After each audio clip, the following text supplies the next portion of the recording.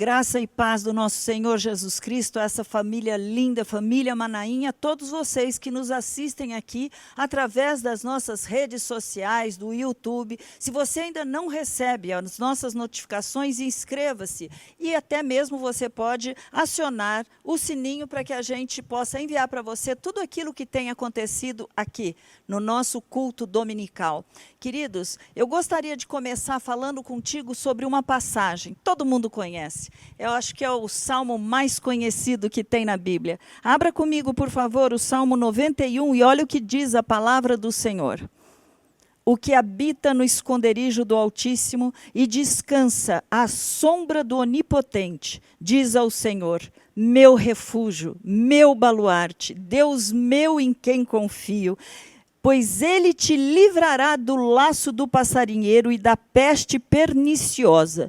Cobrir-te-á com as suas penas e sobre as suas asas estará seguro. A sua verdade é pavês e escudo. Não te assustarás do terror noturno, nem da seta que voa de dia, nem da peste que se propaga pelas trevas, nem da mortandade que assola ao meio-dia. Caiam 1000 ao teu lado, 10.000 à tua direita, tu não serás atingido. Somente com os teus olhos contemplarás e verás o castigo dos ímpios.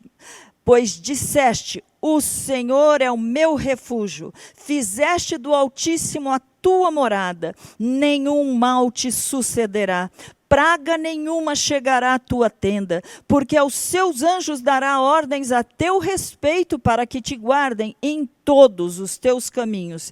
Eles te sustentarão nas suas mãos para não tropeçares em alguma pedra. Pisarás o leão e a áspide, calcarás aos pés o leãozinho e a serpente. E aí Deus fala para mim e para você, porque a mim se apegou com amor, eu o livrarei, pô-lo-ei a salvo, porque conhece o meu nome.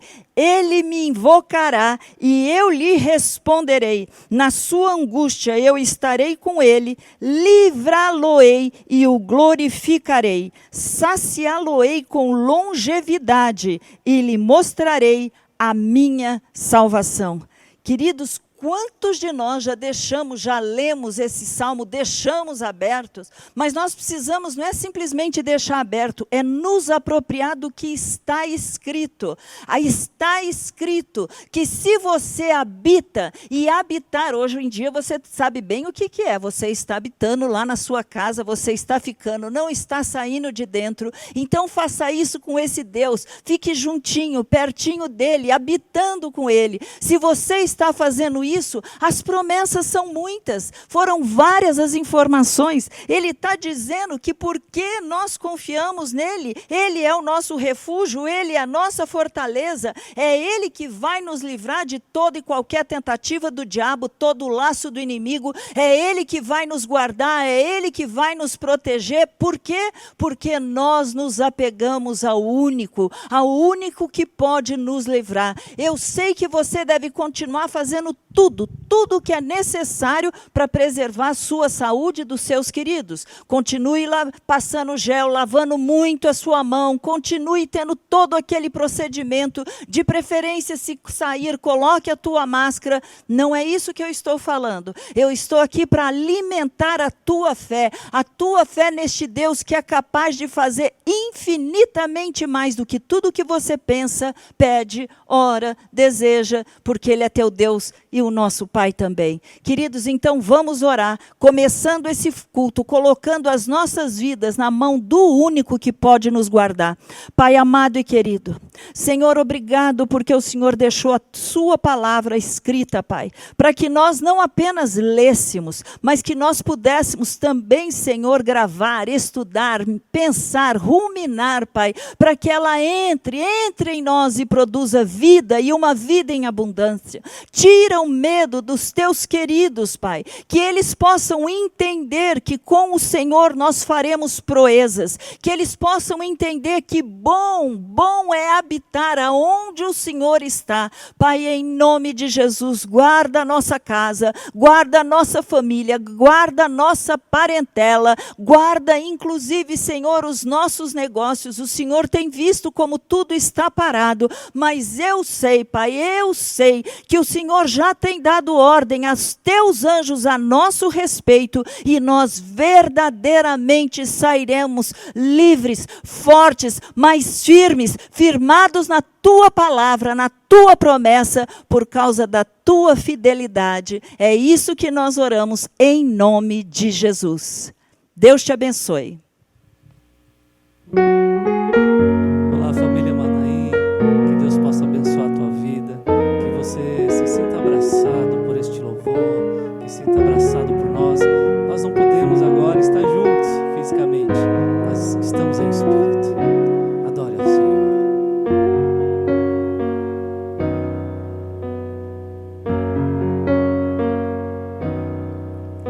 Recebi um novo coração do Pai, coração regenerado, coração transformado, coração que é inspirado por Jesus, como fruto deste novo coração. Eu declaro a paz de Cristo, te abençoo, meu irmão. Preciosa é a nossa comunhão.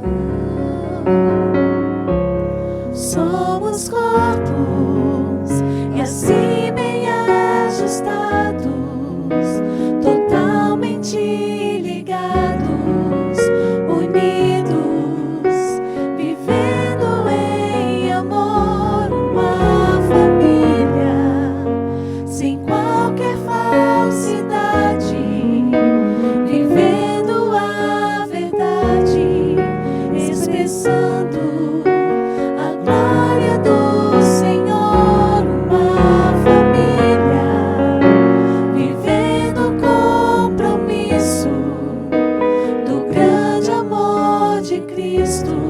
Eu preciso de ti, querido irmão, precioso és para mim, querido irmão. Aleluia. Que o Senhor te abrace neste momento aí no teu lar. Que o Senhor fale contigo. Que o Senhor faça resplandecer a glória dEle, a presença dEle, o reinado dEle na tua casa. Seja tocado, meu irmão. Seja tocado pela presença do Senhor.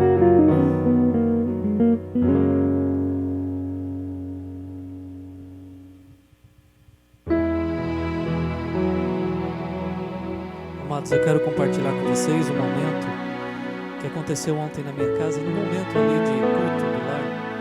E eu tenho um menino, um filho de 8 anos, e eu falei assim: Davi, escolhe um texto da sua Bíblia, tem uma Bíblia que ele gosta de ler, e traz aqui pra gente ler. Aí ele pegou ali o texto que fala das muralhas de Jericó. E tem um grande ensinamento ali, amados, e tem muito a ver com o que a gente está vivendo agora. Naquele momento, os homens acho que se sentiam seguros por trás daquelas muralhas grandes, 6 metros, 10 metros de altura, 6 de largura. E talvez eles sentiam uma falsa sensação de segurança. E muitas vezes isso acontece com a gente. A gente se sente seguro por ter um convênio médico, ou seguro pelo dinheiro que tem. Mas a única segurança está em Jesus Cristo. Veja que aquelas muralhas foram ao chão sem ao menos uma bomba, sem ao menos uma arma ser usada, apenas pela vontade do Senhor.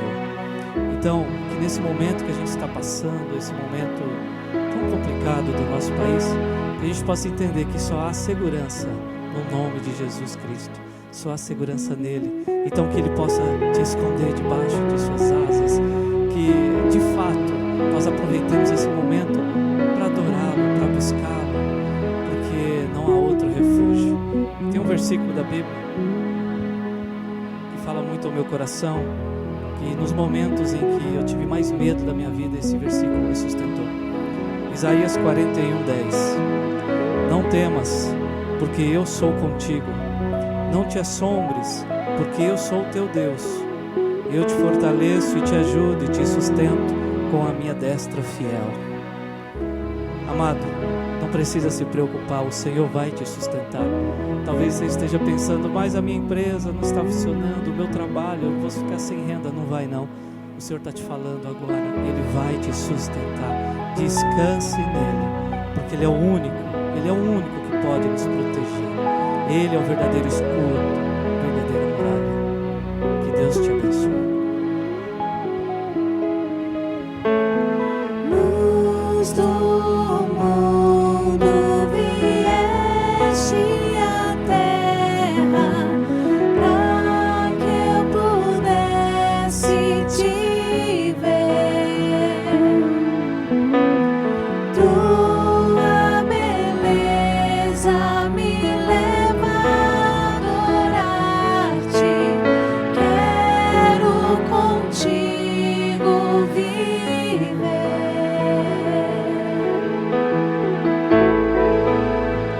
Vim para adorar-te, vim para prostrar-me, vim para dizer que és meu Deus, és totalmente amável, totalmente digno, tão maravilhoso para mim.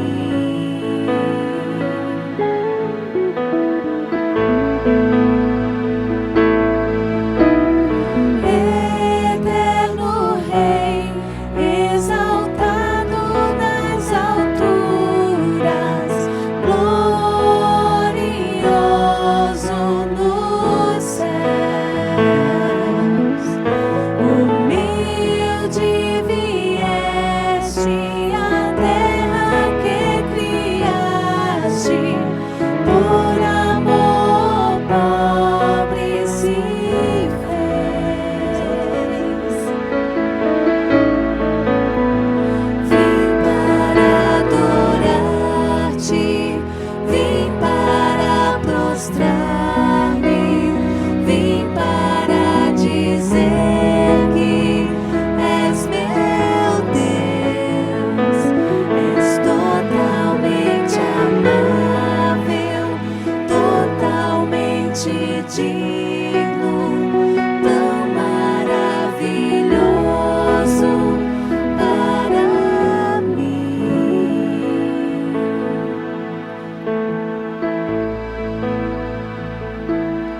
Eu nunca saberei o preço dos meus pecados lá na cruz. Eu nunca saberei o preço dos meus pecados lá na cruz. Eu nunca saberei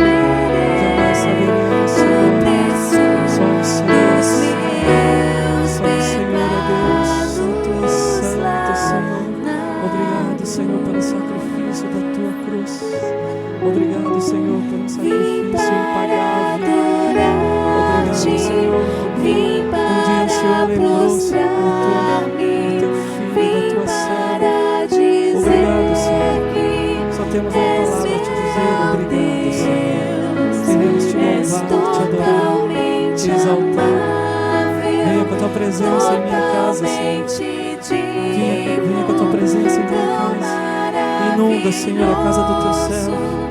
Inunda, Senhor, inunda da tua presença, do teu ruach, da tua glória, da tua santidade. Receba a paz, Receba a unção do Senhor, o revestimento, o poder, a glória do Senhor inunda a tua casa. És totalmente amável, totalmente digno, tão maravilhoso para mim.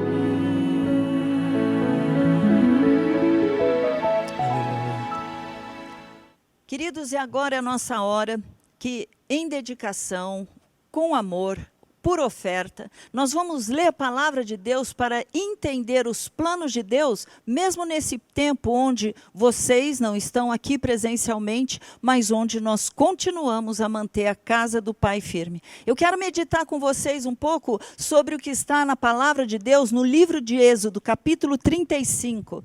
É lindo, você sabe, naquele momento nós temos ali Moisés chegando para o povo de Deus e dizendo para que eles levem, tragam a oferta, porque eles estariam construindo o tabernáculo. E é tão gostoso quando você está lendo isso, porque ele fala que ele faria o tabernáculo com a sua tenda, a arca, a mesa, candelabro, e o altar de incenso, também o altar de holocausto, as cortinas e até mesmo as vestes do ministério daqueles que seriam usados por Deus como sacerdotes, como sumos sacerdotes. E é interessante que quando você está lendo essa passagem, você começa a ver que as pessoas iam trazendo, elas trouxeram tanto de oferta, que chegou um momento que Bezalel e aquela equipe que tinha sido levantada por Deus para fazer todas aquelas maravilhas, aquelas coisas, eles tinham recebido detalhes, eles sabiam como deveria ser feito cada pequeno detalhe.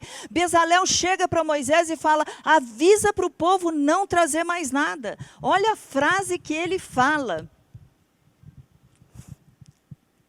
o povo traz muito mais do que é necessário para o serviço da obra que o Senhor ordenou que fizesse. Que coisa tremenda! Aquele povo, em gratidão, sabendo que aquilo vinha de Deus, eles estavam trazendo, eles estavam depositando ali, aos pés daqueles homens que, com a capacitação que Deus trazia sobre eles, eles estavam trazendo naquele momento como oferta, aroma suave ao Senhor. E aí você deve estar pensando: Raquel, o que você está querendo dizer com isso? É para parar tudo? Pelo contrário, vocês estão vendo, as portas estão fechadas, mas nós continuamos com todos os mesmos gastos. Mas sabe o que eu quero pensar e falar com você? Você sabe como tudo isso começou?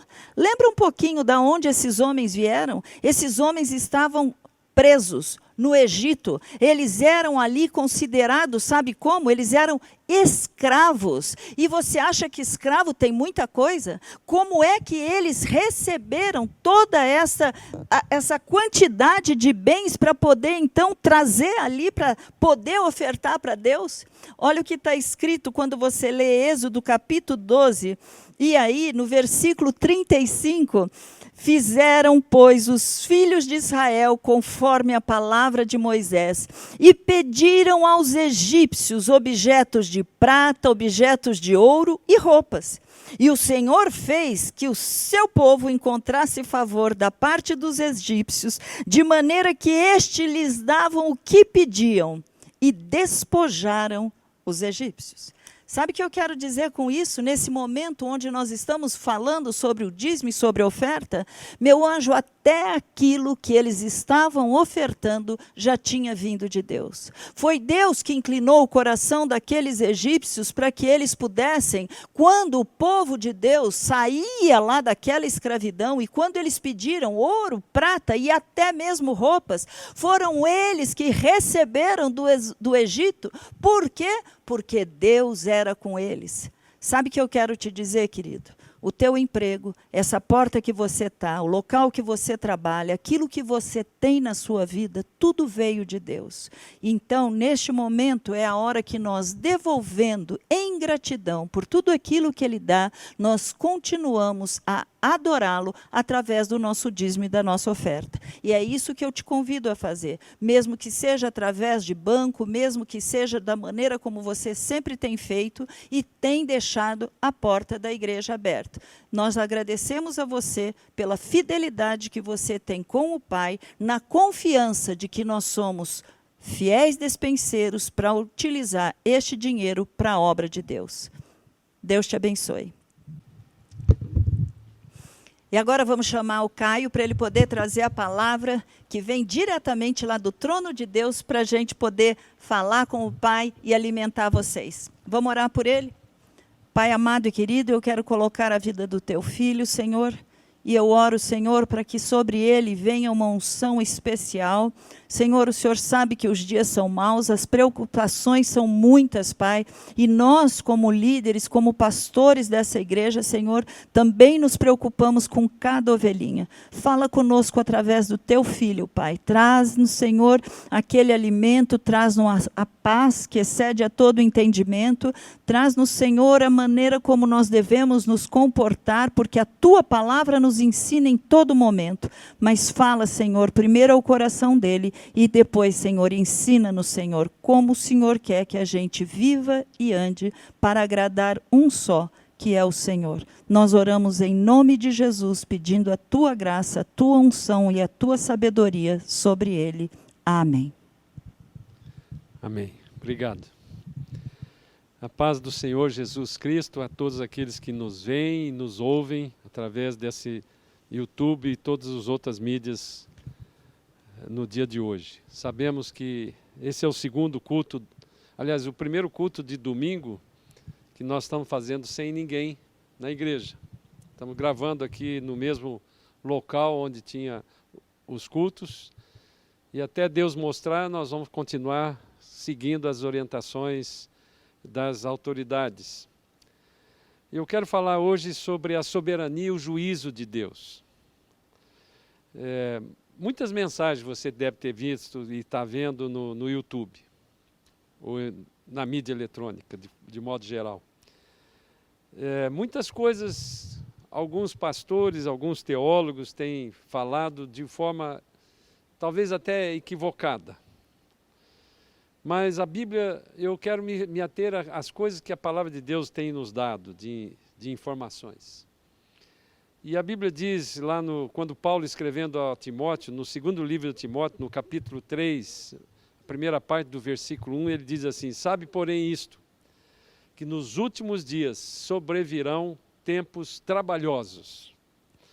Essa palavra trabalhoso, no original grego, significa severo, selvagem, difícil, perigoso, doloroso, difícil de lidar. Irmãos, na história da humanidade, nem mesmo nas guerras mundiais, nós nunca vimos o mundo parar como parou agora. Tem mais de 170 países que estão debaixo dessa pandemia, estão experimentando um pânico. E isso nos faz muito refletir. Eu também ontem estávamos pensando em que situação que o mundo já passou semelhante a essa. E o que me trouxe à mente foi aquela situação que o povo de Israel, que saiu do Egito, hoje a Raquel falou sobre o Egito, e nós vamos falar também sobre isso, aquele povo de Israel que saiu do Egito, e o que eles eram lá antes de sair do Egito? Eles eram escravos e trabalhavam diuturnamente e cada vez mais pressionado pelos egípcios para construir aquelas coisas todas grandes. E eles simplesmente pararam de trabalhar. A partir do momento que eles saíram do Egito, atravessaram o Mar Vermelho e entraram naquele deserto, aquele tempo que eles ficaram ali, era um tempo semelhante a esse que eu e você estamos passando em casa, porque estamos confinados, estamos quase que praticamente proibidos de sair. E só quero fazer uma observação aqui. A Raquel orou por mim, dessa forma, juntinha, assim, botando a mão na minha cabeça, porque ela é minha esposa. Então não há possibilidade de a gente ficar separado dessa forma. Nós estamos morando na mesma casa, estamos vivendo, dormindo na mesma cama, mas não faça isso, porque isso também é errado. Então, o que aconteceu naquele tempo que os judeus ficaram ali no deserto junto com as suas famílias? Exatamente aquilo que você e eu temos que fazer o tempo que nos sobrar aqui em casa. Muitos estão trabalhando em home office, mas com certeza está sobrando muito mais tempo, porque o deslocamento, algumas coisas que você não estava acostumado a fazer em casa, você vai fazer. E Deus está dando esta oportunidade para mim e para você, para nós podermos ficar exatamente como estava aquele povo. E Deus deu para eles uma coisa tremenda que eu creio que Ele está dando para mim e para você, como filho de Deus. Ele dava o maná, o diário, a comida diária, porque eles não tinham, estavam num deserto. Durante o dia existia a nuvem que protegia daquele calor enorme que tinha no deserto. E durante a noite tinha uma coluna de fogo que orientava eles quando eles andavam. Então, nós estamos vivendo numa época que nunca na história da humanidade aconteceu semelhante. Hoje tem, como eu disse, mais de 170 países que estão debaixo dessa situação de pandemia. A palavra de Deus diz lá no capítulo 17 do livro de Lucas, quando perguntaram para Jesus sobre como seria no final dos tempos, e eu creio que nós estamos vivendo esse tempo do tempo final mesmo, dessa geração. Essa é uma geração especial, irmãos. É uma geração que vai experimentar coisas que nunca ninguém experimentou ao longo do tempo da humanidade. Não estou me referindo às doenças, às pestes, aos terremotos, nada disso. Estou me referindo nesse período que nós estamos vivendo, que será um período do arrebatamento da igreja, da volta de Jesus Cristo, do final dos tempos. Então Jesus respondeu no capítulo 17 do livro de Lucas, versículo 26, ele diz assim: assim como foi nos dias de Noé, será também nos dias do Filho do Homem. Comiam, bebiam, casavam e davam-se em casamento até ao dia em que Noé entrou na arca e veio o dilúvio e destruiu a todos. Aqui Jesus então está comparando um tempo do final dos tempos com o tempo de Noé. O que tinha no tempo de Noé? O nível de pecado foi tão alto que Deus resolveu destruir e começar de novo. E ele começou através da família de Noé. Noé e mais a sua família começou novamente a humanidade. E a característica que fez com que Deus destruísse foi, a Bíblia diz lá no livro de Gênesis, depois você pode estudar, aproveitando o tempo que você tem, era corrupção e violência, de um nível de extremo. Irmãos, as drogas e todo o restante, essa moral que tem existido não só no Brasil, mas em todo o mundo, está muito na direção da vida do tempo de Noé. No versículo 28 ele continua: o mesmo aconteceu nos dias de Ló. Comiam, bebiam, compravam, vendiam, plantavam e edificavam. Mas no dia em que Ló saiu de Sodoma, choveu do céu fogo e enxofre e destruiu a todos. Assim será no dia em que o Filho do Homem se manifestar. Jesus disse isso para responder essa pergunta dos fariseus sobre quando viria o reino de Deus sobre a terra. Eu quero, então, aproveitando que nós estamos nessa situação, que nós estamos vivendo e estamos refletindo, como talvez nunca você tenha refletido e meditado, eu quero discernir aqui com vocês e compartilhar essa palavra, mas de esperança, irmãos. Nós precisamos ter esperança em Cristo Jesus. Não nas coisas que você está vendo, porque as coisas que você está vendo, e eu creio, assim como homem de negócio, eu creio que na hora que acabar esse pânico, porque vai uma hora parar esse coronavírus, alguma coisa vai acontecer, ou de remédio, ou de vacina, na hora que acabar esse pânico, o mundo vai virar numa euforia. E essa situação bipolar, vamos dizer assim, que a humanidade costuma ter, vai acontecer. Então, eu não estou querendo falar na esperança de que uma hora isso vai acabar, porque eu sei que vai acabar. Mas não é disso que eu estou falando. Eu estou falando do que esse recado que Deus está dando para todo mundo através da pandemia, é que ele, primeiro, ele é soberano sobre todas as coisas. E eu comecei falando do título dessa mensagem, a soberania de Deus e o juízo de Deus. Deus é soberano sobre todas as coisas. Então, pelo menos duas razões, eu creio que há a existência desse vírus, dessa pandemia. A primeira delas, pelo menos, pode ter outras, e você, com certeza, o Espírito Santo de Deus pode ter te comunicado outras. Mas eu quero destacar aqui pelo menos duas. O primeiro delas é o juízo sobre a terra, por causa do pecado. Como eu disse, Deus tem um nível de pecado que é tolerável para Ele, porque o amor de Deus e a misericórdia de Deus é tão grande que nós não podemos nem dimensionar isso. Então há um nível de pecado que Deus fala assim, agora chega.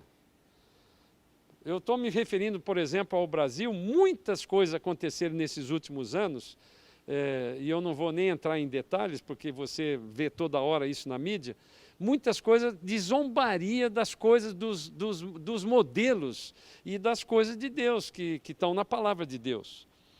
Mas, ainda assim, eu quero deixar uma palavra de esperança para você, se você está ainda debaixo de um juízo. No livro de João, no capítulo 5, versículo 24, Jesus mesmo respondeu assim, em verdade vos digo que quem ouve a minha palavra e crê naquele que me enviou, que é Deus, tem a vida eterna. Não entra em juízo, mas passou da morte para a vida. Aqui há uma promessa de Jesus para mim e para você. Se você crer na palavra dele e crer naquele que enviou, que é o próprio Deus, você não vai entrar num juízo. Não estou me referindo ao juízo, eu estou me referindo ao juízo eterno. Você não vai entrar, mas vai passar da morte para a vida. A segunda razão que eu creio que Deus está permitindo essa pandemia é pela sua misericórdia. Sabe, quando vier a grande tribulação prevista na palavra de Deus, que será um tempo terrível, se nós, através de uma pandemia, o mundo parou dessa forma, imagina o dia que começaram a acontecer aquelas coisas que estão previstas no livro de Apocalipse e que já estão prestes de acontecer. Nós estamos vivendo no que a palavra de Deus diz, lá no capítulo 24 de Mateus, nós estamos vivendo na pré-tribulação, que é um tempo que é preparatório da volta de Jesus. Então, eu até preguei uma mensagem há 2 meses atrás, se você ainda não tem inscrição no YouTube, faça essa inscrição à Igreja Batista Manaim, e você vai ver uma pregação que eu falei sobre o arrebatamento e a salvação. São duas coisas completamente diferentes para essa geração que está vivendo no tempo do arrebatamento. Então, a segunda razão que eu creio é que Deus tem misericórdia do povo. Não dos crentes somente, mas de todos aqueles que ainda não conhecem a Jesus como Senhor e Salvador. É uma oportunidade que Ele está dando para mim e para você, para refletir na sua vida e na vida que você tem em relação ao próprio Deus. No livro de Romanos, no capítulo 8, versículo 35, ele diz assim, Paulo escrevendo aos Romanos, quem nos separará do amor de Cristo? Será a tribulação, ou a angústia, ou a perseguição, ou a fome, ou a nudez, ou o perigo, ou a espada? E ele continua no versículo 37 do mesmo capítulo 8 de Romanos, em todas essas coisas, porém, somos mais do que vencedores por meio daquele que nos amou, porque eu estou bem certo de que nem a morte, nem a vida, nem os anjos, nem os principados, nem as coisas do presente, nem do porvir, nem os poderes, nem a altura e nem a profundidade, nem qualquer outra criatura poderá separar-nos do amor de Deus que está em Cristo Jesus, nosso Senhor. Irmãos, Deus é soberano sobre todas as coisas. Tudo isso que está acontecendo, Ele está permitindo. Quando Israel, debaixo ali da escravidão do Egito, clamou ao Senhor, Ele ouviu. Ele ouviu. Se eu e você estamos passando uma situação de pandemia, e mesmo quando acabar isso, você vai ter a oportunidade de olhar e falar assim, o que eu fiz na minha vida, o que eu tenho feito da minha vida. E esse povo que estava debaixo da escravidão, como eu falei, o povo lá do Egito, no capítulo 3 do livro de Êxodo, versículo 7, ele diz assim, disse ainda o Senhor, Certamente vi a aflição do meu povo que está no Egito e ouvi o seu clamor por causa dos seus exatores, ou dos seus opressores. Conheço-lhe o sofrimento, por isso desci a fim de livrá-lo da mão dos egípcios e para fazê-lo subir daquela terra a uma terra boa e ampla, terra que manda leite e mel.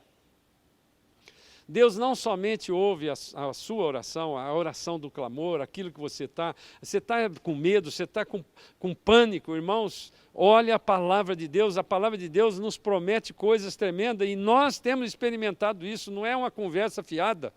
E Deus, além de ele ouvir e tirar da escravidão, Deus trouxe uma promessa para eles. E ele cumpriu essa promessa e colocou eles numa terra que realmente manava leite e mel. O capítulo 4, no versículo 21 do mesmo livro de Êxodo, diz assim: Disse o Senhor a Moisés, quando voltares ao Egito, vê que faças diante do faraó todos os milagres que eu te hei posto na mão. Mas eu lhe endurecerei o coração para que não deixe de ir o povo. É muito interessante essa passagem. Deus prometeu, atendeu ao clamor, prometeu uma terra prometida e chamou Moisés, que era o líder deles, e falou assim: ó, você volta lá, fala com o faraó, mas eu vou endurecer o coração dele. Eu vou endurecer o coração dele. Agora, uma vez eu perguntei isso, Senhor, por que o Senhor endureceu o coração? Não era mais fácil deixar e todo mundo ir? Irmãos, a maneira que Deus faz, é isso que eu quero que você e eu entendamos. Nós precisamos discernir a maneira que Deus trabalha.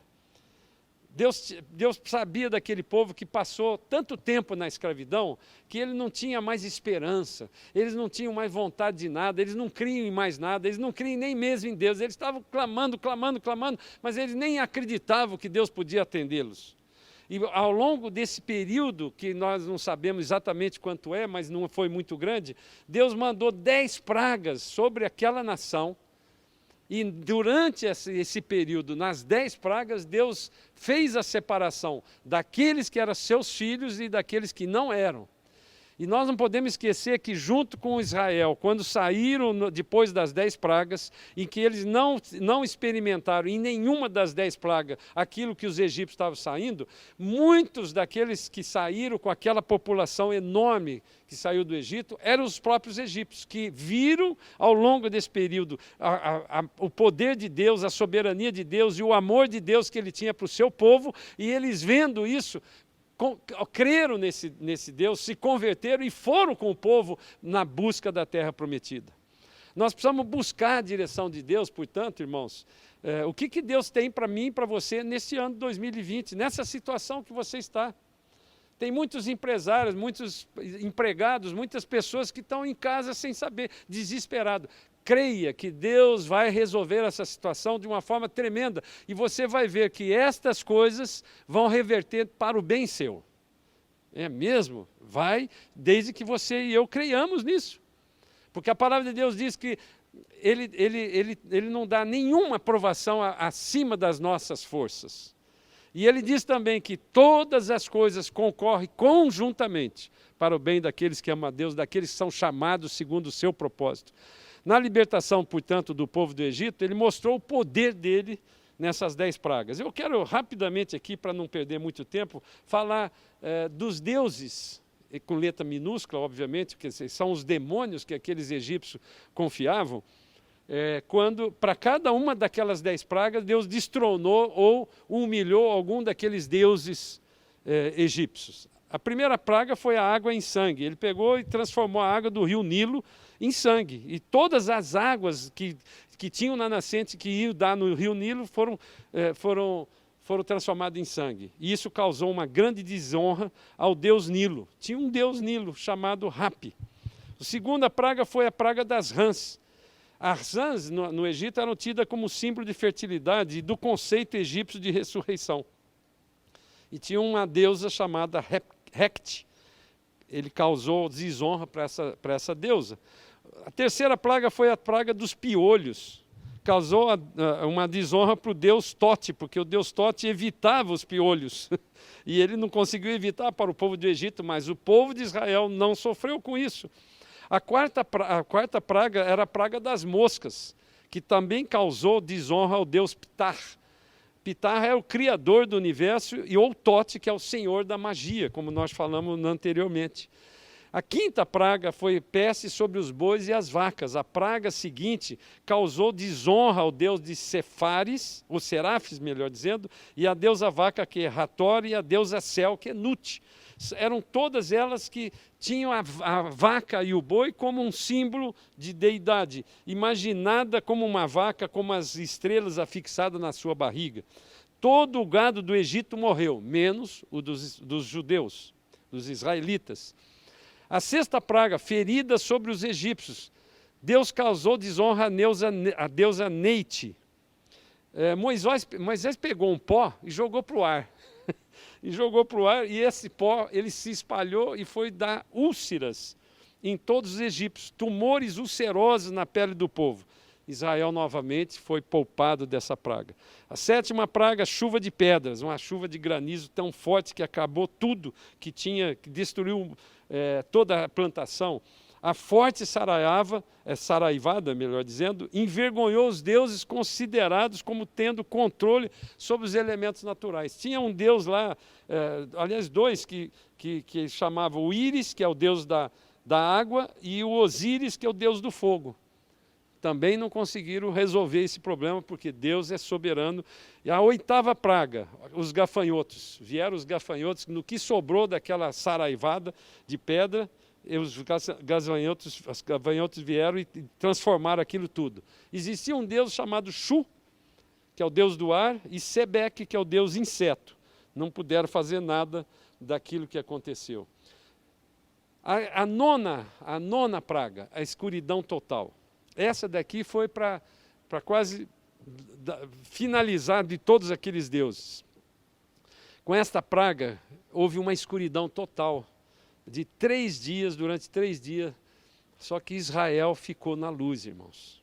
Era uma coisa tão impressionante que o povo egípcio, vendo aquilo, depois de passar por todas as 8 pragas e vendo os egípcios, os judeus que não estavam sofrendo aquilo, nesta praga eles ficaram vendo um lugar ali na área de Gósen, onde eles moravam, que ali tinha luz natural.